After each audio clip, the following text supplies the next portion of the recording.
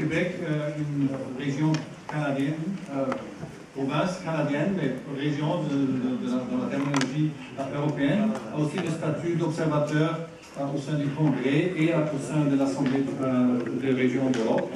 Et donc, vous suivez bien ce qui se passe ici en Europe.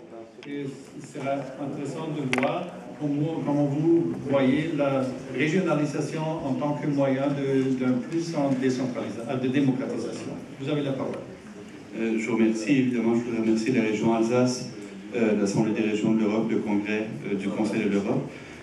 Effectivement, Monsieur le Secrétaire général, vous avez beaucoup insisté dans vos différentes interventions sur les définitions. De quoi est-ce qu'on parle exactement? Et c'est vrai que pour moi, qui suis québécois, les mots peuvent révéler pas mal de surprises.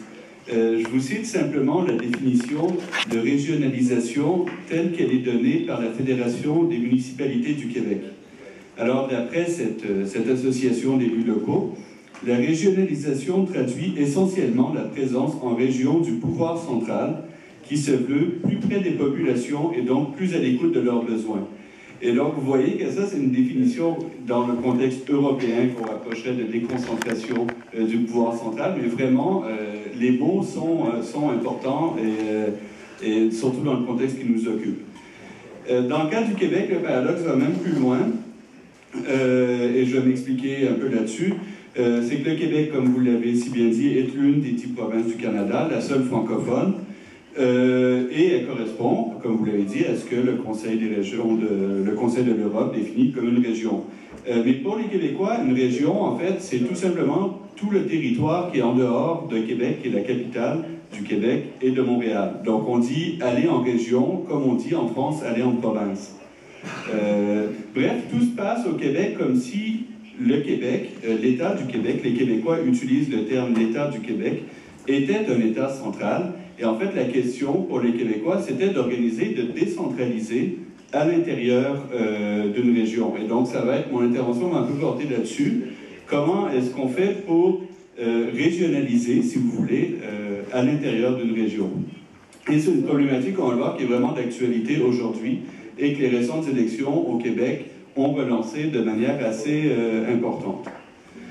Alors, pour comprendre un peu pourquoi c'est important, je suis obligé de faire un tout petit peu de droit constitutionnel canadien.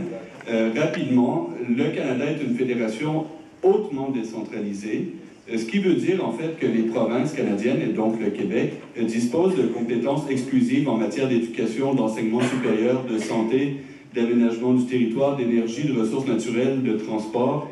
Bref, ça fait qu'ils disposent d'à peu près l'ensemble des leviers qui sont nécessaires, en fait, pour faire vivre un État moderne.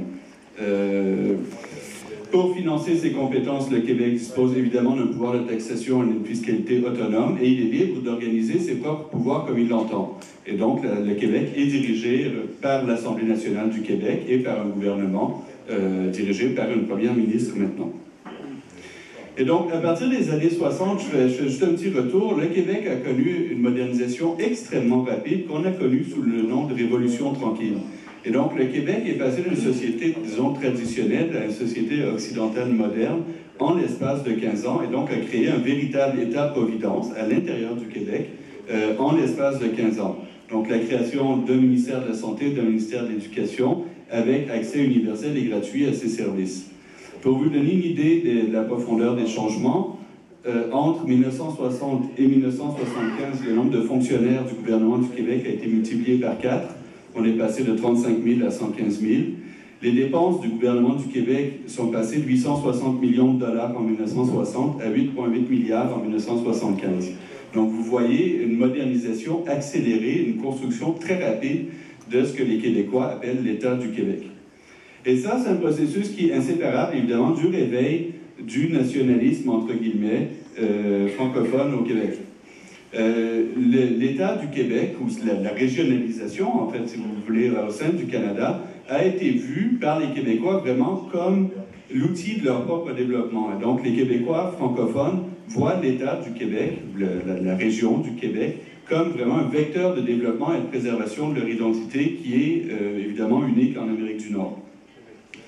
Et donc l'État, qui est l'expression en fait évidemment de l'ensemble des Québécois, tous les Québécois ne sont pas francophones, mais c'est particulièrement vrai pour les francophones québécois, l'État a développé une habitude, l'État du Québec, la région du Québec, une habitude de concertation régulière avec tous les acteurs de la société. Et donc ça veut dire les acteurs économiques, les intervenants sociaux et aussi les élus locaux. Parce que la chose qui est importante de savoir, c'est que le Québec, dans la Constitution canadienne, il est prévu que les provinces soient responsables de l'organisation municipale. Et donc, la province de Québec peut créer des municipalités, peut dissoudre des municipalités et ainsi de suite. Il est entièrement responsable de l'organisation locale sur son territoire.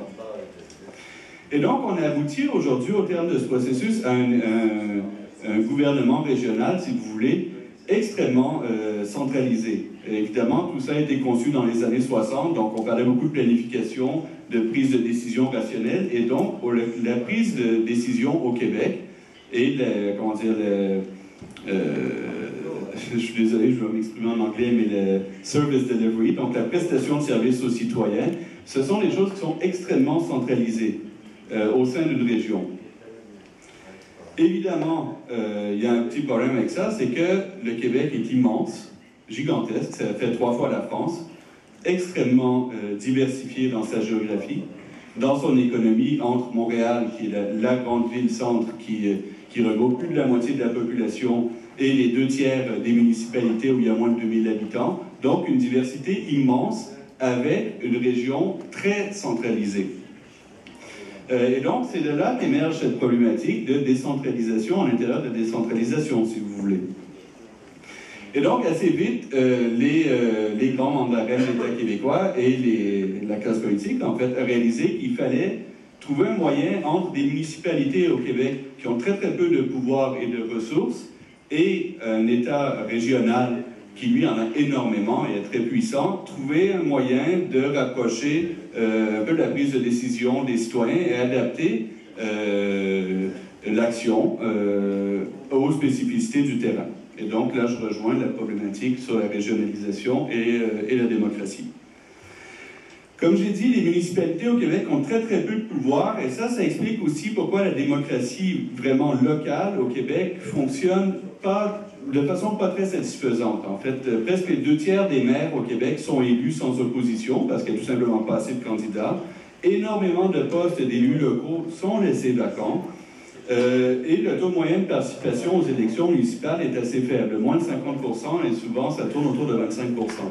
Et donc vous voyez là cette dialectique entre un gouvernement régional très puissant, très fort, auquel les Québécois s'identifient énormément, et un niveau local où en fait, à quoi ça sert exactement d'aller voter. Et donc on a mis en place un certain nombre d'actions pour ça, qui ont toujours été dirigé par le gouvernement du Québec. Donc, ça a toujours été le gouvernement du Québec qui a été l'initiateur et pas tellement les demandes qui provenaient du terrain.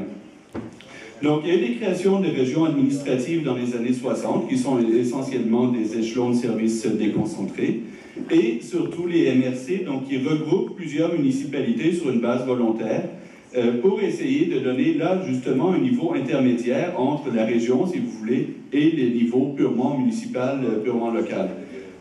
Mais on reste encore là dans un problème où les MRC n'ont pas de ressources propres. La direction de la MRC est formée par les maires des municipalités membres, et donc pas d'élection au suffrage universel direct au conseil de direction.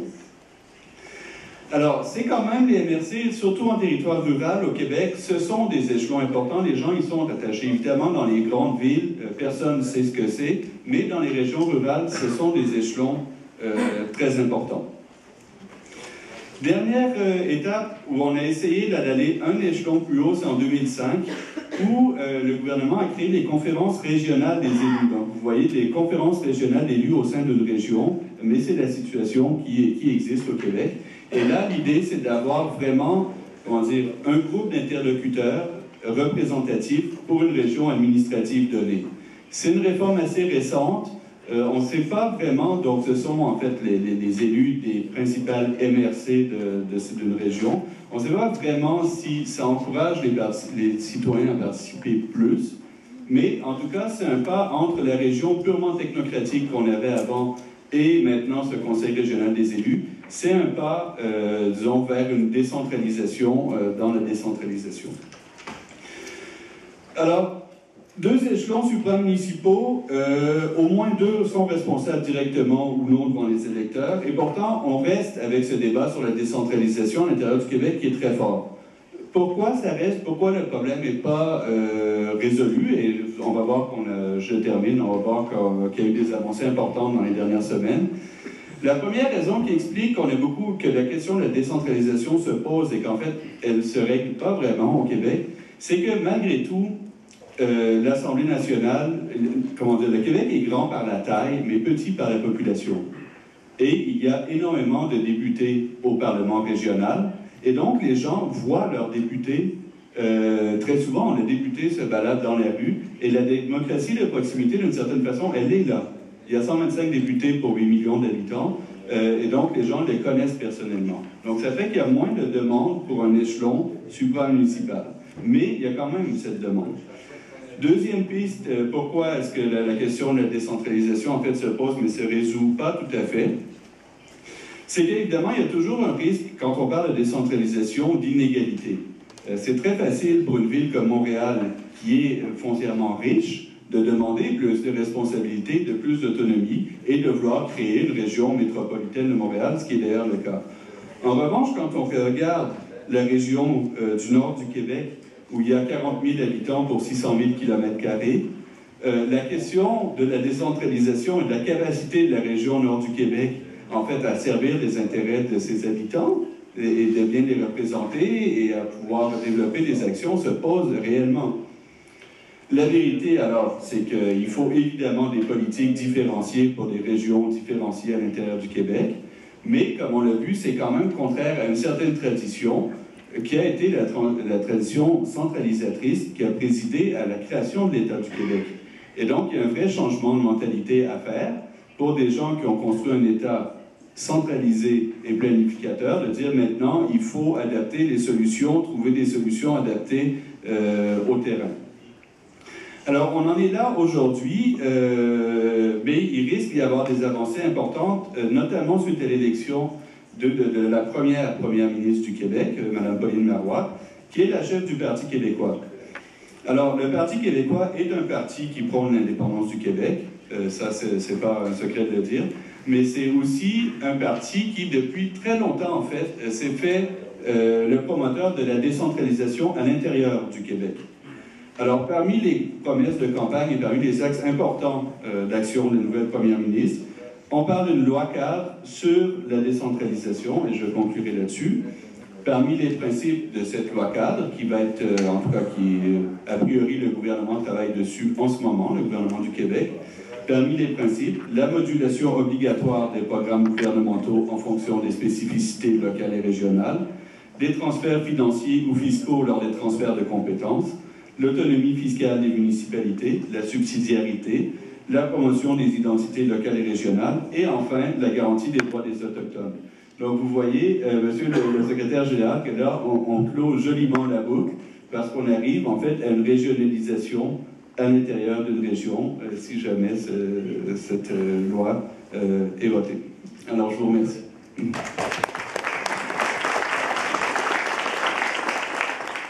beaucoup, M. Manon. C'était vraiment intéressant de voir la décentralisation au sein d'une région.